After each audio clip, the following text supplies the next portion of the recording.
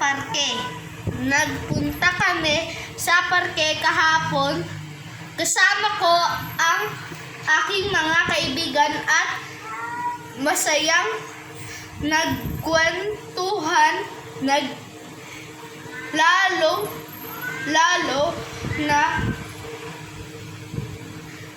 kasama ko ang aking pamilya noong linggo.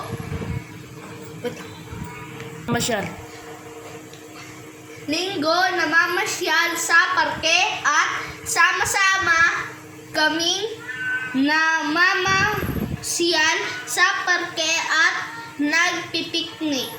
Kami ng aking pamilya sabay-sabay, lalo na masayang po akong kasama ko sila lahat, ang aking pamilya at mga kaibigan.